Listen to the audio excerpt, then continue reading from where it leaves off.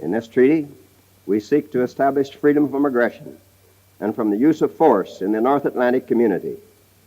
This is the area which has been at the heart of the last two world conflicts. To protect this area against war will be a long step toward permanent peace in the whole world.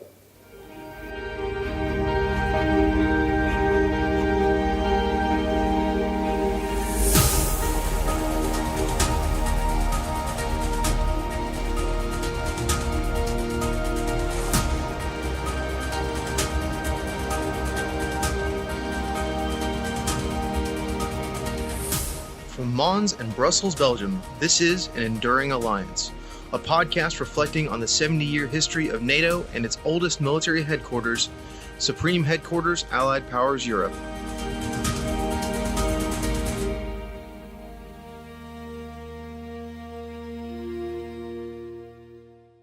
Welcome back to An Enduring Alliance, our podcast series on the history of the North Atlantic Treaty Organization, NATO, and its oldest military headquarters, the Supreme Headquarters, Allied Powers, Europe, SHAPE. Your hosts for today are myself, Dr. Stella Adolf, the Chief Historical Advisor at SHAPE. And I'm Dr. Linda Risso. I'm a history consultant at SHAPE. And I'm U.S. Army Master Sergeant Alex Burnett, a SHAPE Media Operations Non-Commissioned Officer. Today we talk about military strategy, both at high-level commands and what it meant for soldiers on the ground. In this episode, we examine how NATO planned and prepared for the defense of its members against an attack.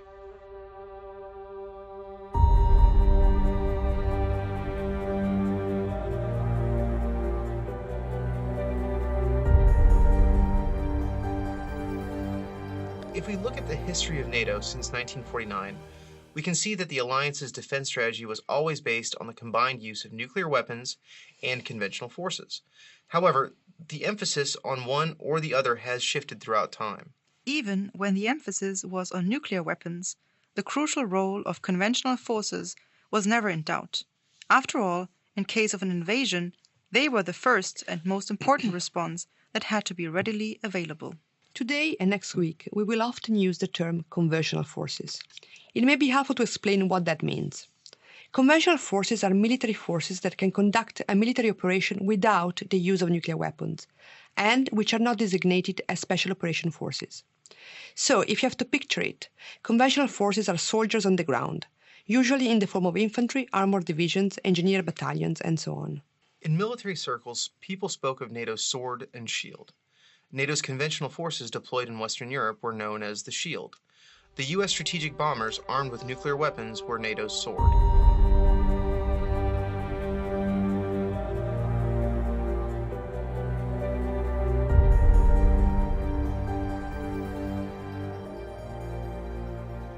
In the Cold War, the Central region, which roughly covered the territory of West Germany, was at the center of NATO's strategic and operational thinking. Nowhere was the Cold War more intense and, provided it remained non-nuclear, more likely to become the key battleground than the Central region. It was assumed at the time that if Warsaw Pact forces attacked, they would do so by breaking the Iron Curtain somewhere in the Central region and overwhelm the NATO forces by their sheer numerical superiority. The distribution of Allied forces in the Central region more or less reflected the agreements between France, Britain, and the United States at the end of the Second World War. The British forces were in the north of Germany, with support from Belgium, Canada, the Netherlands, and Norway. American forces were in the south, with an important enclave in the northern city of Bremerhaven to ensure adequate supply. The French were stationed in the southwest. Following France's withdrawal from the NATO integrated command structure in the late 1960s, French forces in West Germany were no longer assigned to NATO. As we discussed in our previous episode, SACEUR General Lemnitzer succeeded in finding a workable solution. The United States made a major contribution to NATO land forces in the Central region. During the Cold War, the U.S. Army underwent a number of changes, but always maintained a strong presence in West Germany. However, some units were dual-based. This means that the manpower was stationed in the United States in peacetime, but in wartime would make use of a full duplicate set of equipment located in Germany. This meant that large quantities of equipment were stored and maintained in Germany, ready to fight all the time. Following its admission to NATO, West Germany rapidly built up its forces. Over time, the German army too underwent several reorganizations, and the Bundeswehr was tailored to meet NATO requirements.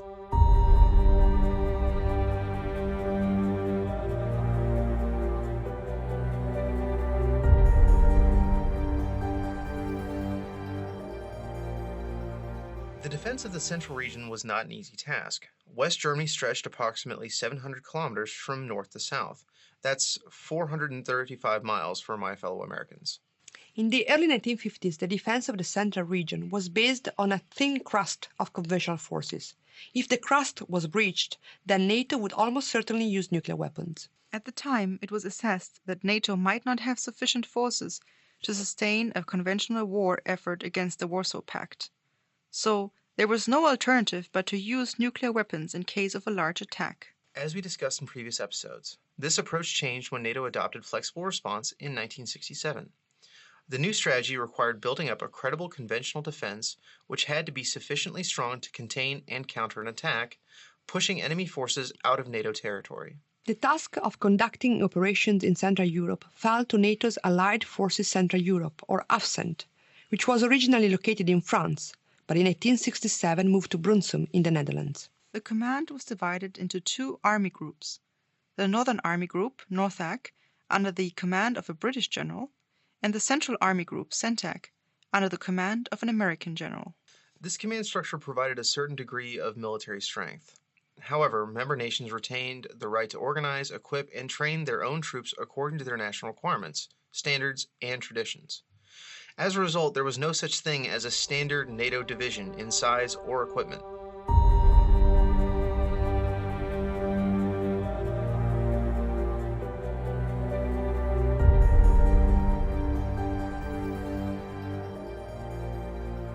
The Warsaw Pact was numerically superior and posed a credible threat to the security of the NATO allies, particularly in Central Europe. The Warsaw Pact also enjoyed geographical proximity.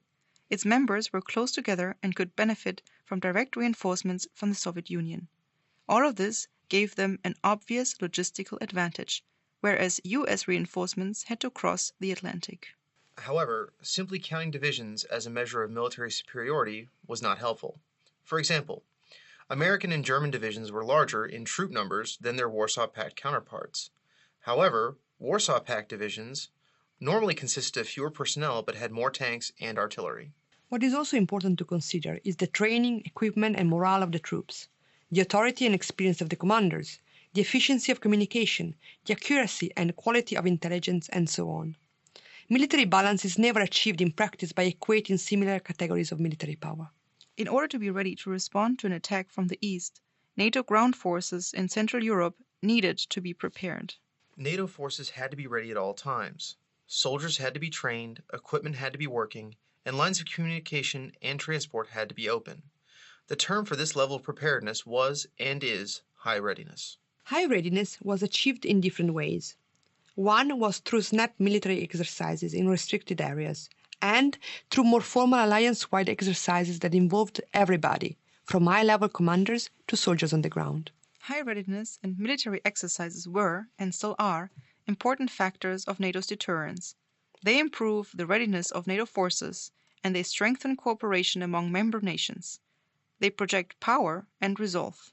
Our entire next episode is on exercises, and we will explain in greater detail how they work and why they are important.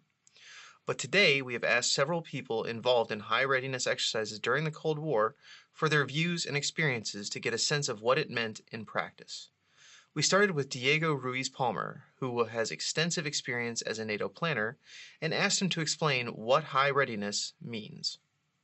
NATO had put in place a very demanding readiness system by which forces were kept on a notice to move of about 48 hours from the time the alert was given to move out of the barracks with all of their equipment and their fuel, all their tanks and infantry fighting vehicles, and so on and so forth. Ammunition was stored at so-called forward storage sites. These were special ammunition storage sites that had been built by NATO, commonly funded through the NATO infrastructure program. So as these forces were moving forward from their barracks to their general defense plan, defensive positions, they would have found the ammunition along the way. Another form of high readiness meant that command bunkers had to be manned year-long, close to wartime manning levels, to allow NATO commanders to be able to command NATO troops on a short notice basis if that had become necessary. Finally, there was a system of alert exercises whereby ship headquarters would check the readiness of individual NATO staffs and forces all across Western Europe from Norway to Turkey to ensure that these forces could move out of garrison, ships could put to sea, aircraft could take off swiftly, and so on and so forth. This is what deterrence meant during the Cold War. If you really wanted to have deterrence, you need to have a high level of vigilance, which meant that you had to keep forces ready to transition to a crisis posture, possibly to take defensive positions if a threat from the Warsaw Pact had manifested itself. We have asked General Franz Frangler, who was a platoon leader in the Bundeswehr in the 1980s, to tell us how it felt to take part in high readiness exercises and training during the Cold War. Mostly once a year, there was an alert where we had to be prepared to leave the barracks within 6 hours. And the end state of that was everything was on the vehicles, everybody was equipped. The real ammunition we did not have, that's clear. And the personal belongings of the soldiers were ready on the beds of the soldiers to be sent back home to the families within 6 hours. And sometimes we had also that the alert did not end with that, with that to be ready to leave the barracks. A lot of times we also had to leave the barracks and we went to our exercise deployment areas, which were a little bit common with what we would have had in reality, and we exercised that. So imagine 6 hours, a company or a battalion, and if a battalion is ready in 6 hours, a brigade is ready in 6 hours, and sometimes even brigades deployed to the terrain.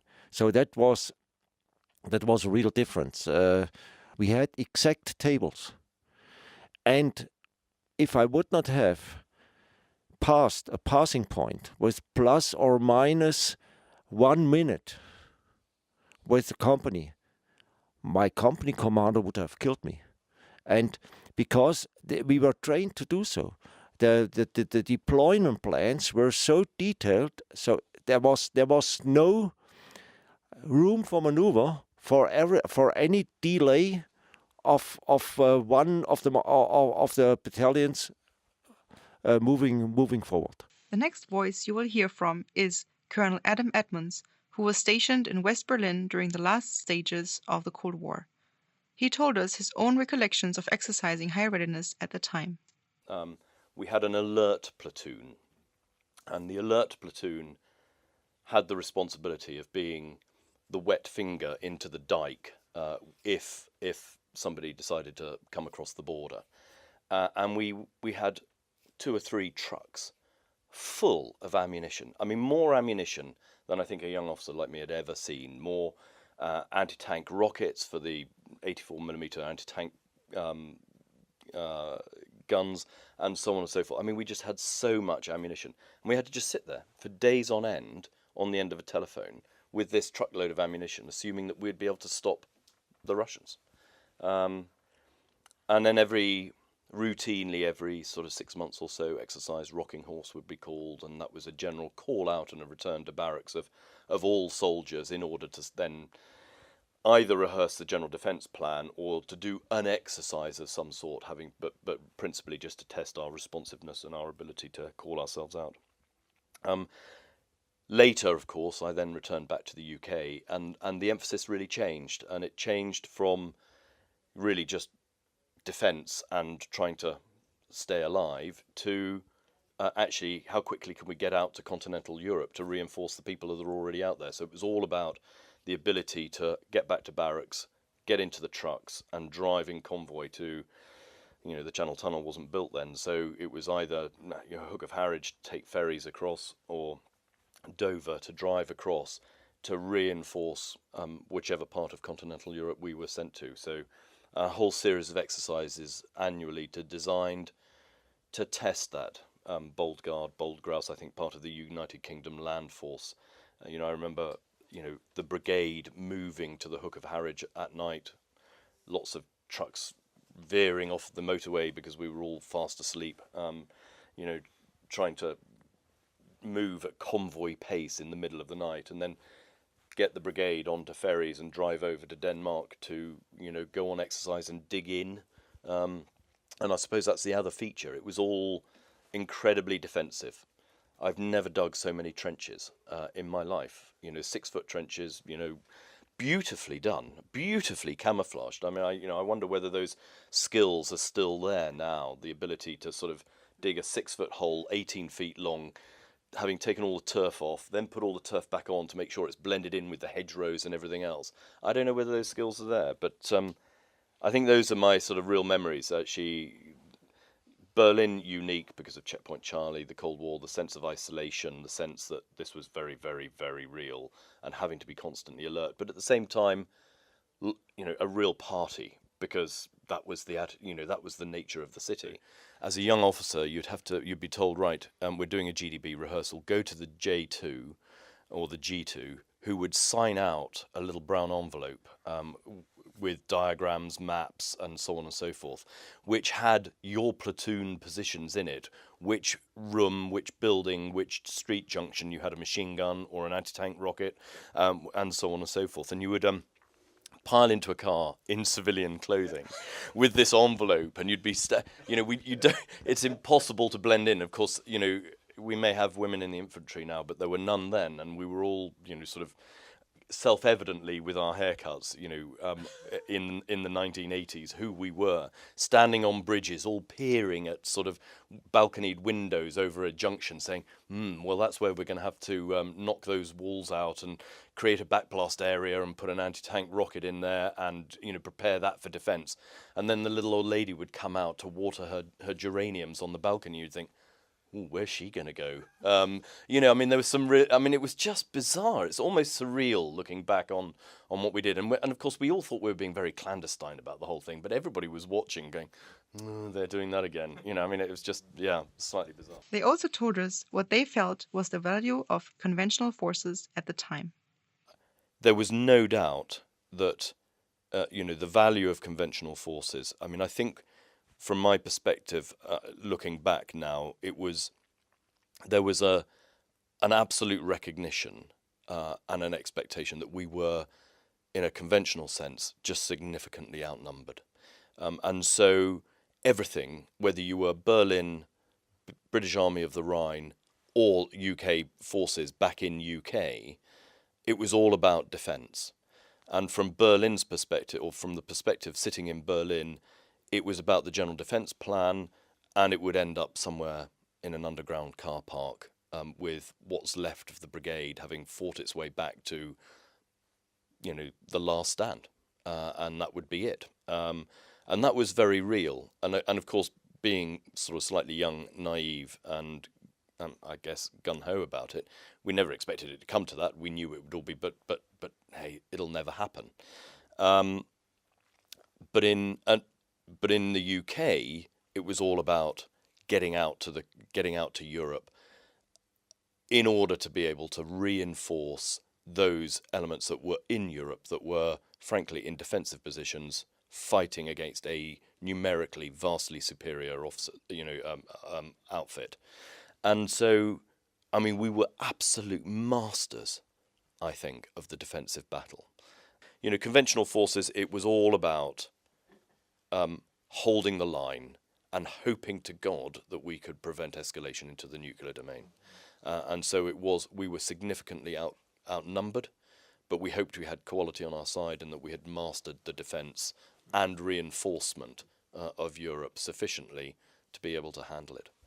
During the Cold War, NATO built its conventional forces and ensured they were ready to fight at short notice.